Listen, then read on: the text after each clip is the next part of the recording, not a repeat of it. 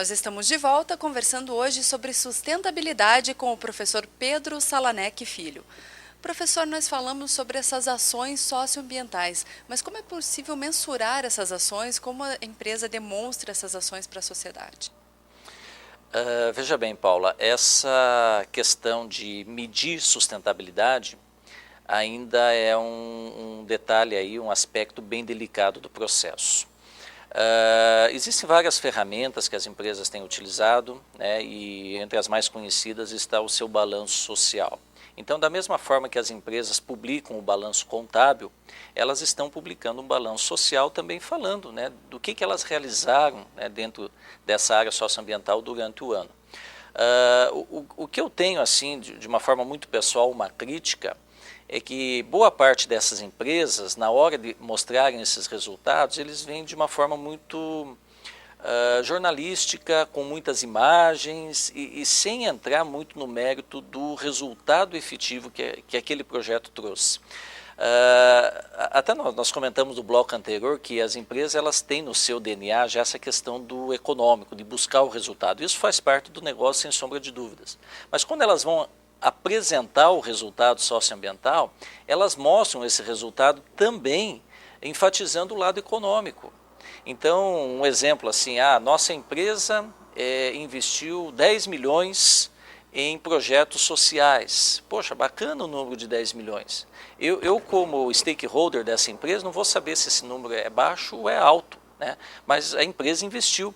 Mas quais foram os resultados efetivos que 10 milhões, né, proporcionaram para a sociedade?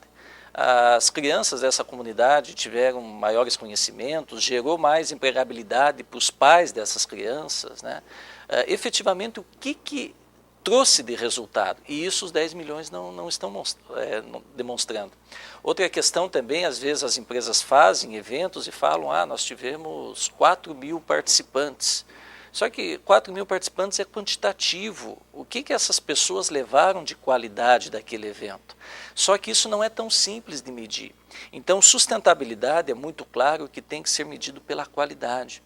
E aí ainda as ferramentas não contemplam toda essa necessidade de mensuração, não só em números, mas também em qualidade. Como poderia ser feito de uma forma mais eficaz? Pois é, aí que está a grande questão.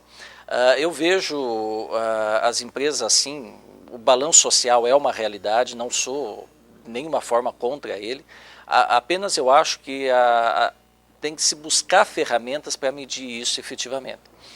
A comunidade, de uma forma geral, quando vê o balanço social, vê que a empresa é uma empresa comprometida. Então ela está fazendo vamos dizer assim, uma ação efetiva com a comunidade.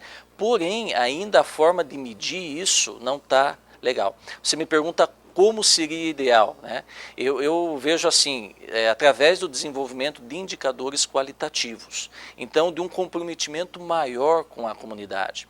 Então, eu falei até bastante da questão social, mas se a gente for olhar na questão ambiental, a mesma coisa, né? De que forma que a empresa pode contribuir mais com o meio ambiente no entorno dela.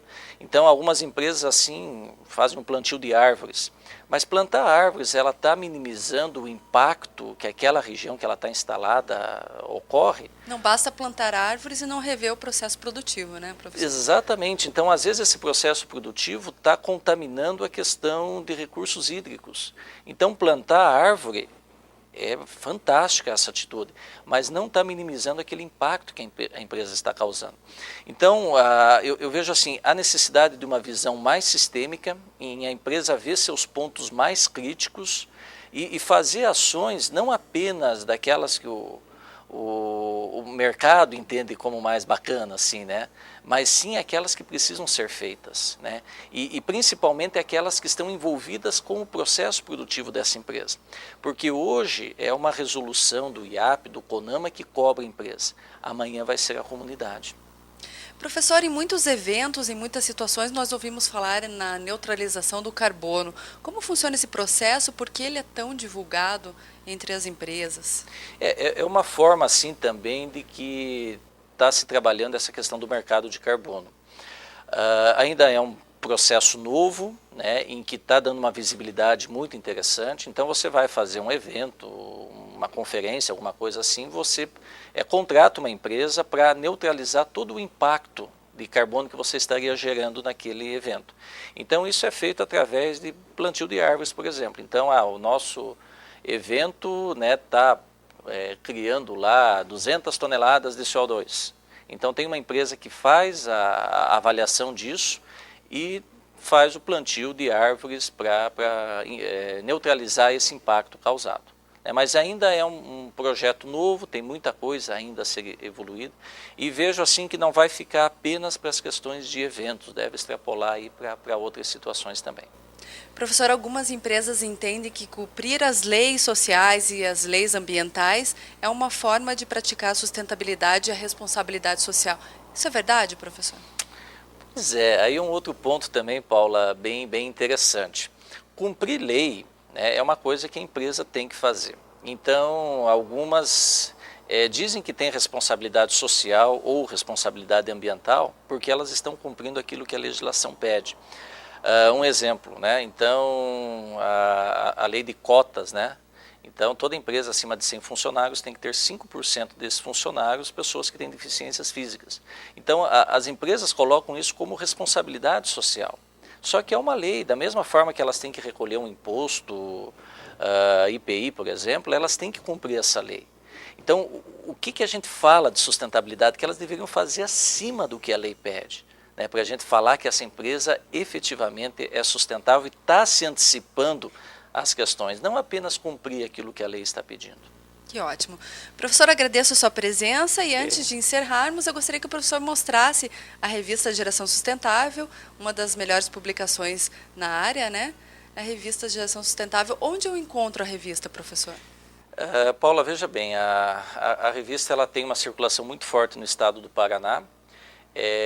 Você encontra ela através da assinatura que pode ser feita pelo nosso site, né, que é o www.geraçãosustentável.com.br.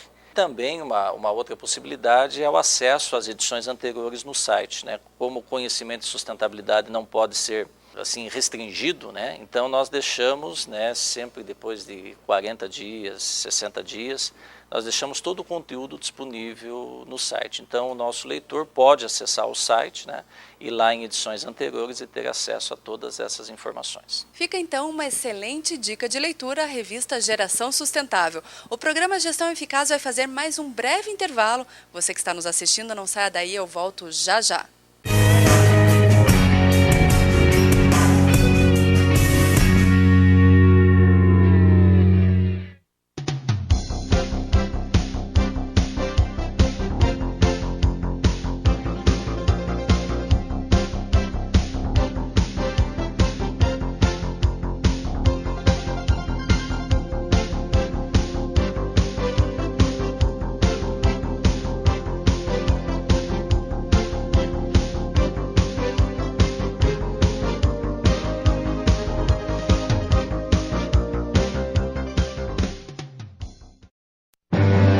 A única escola de negócios do Paraná que está no ranking dos melhores MBAs do Brasil, tanto em 2008 quanto em 2009. Se você respondeu é a Estação Business School, é porque já conhece a Escola de MBAs do Paraná.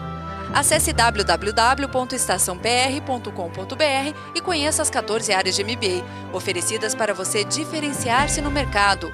Estação Business School. Os líderes formam-se aqui.